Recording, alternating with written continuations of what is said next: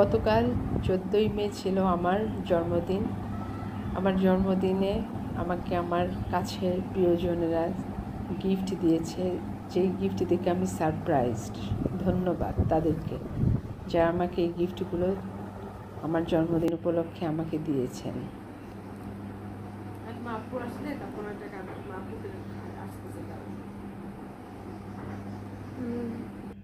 Happy birthday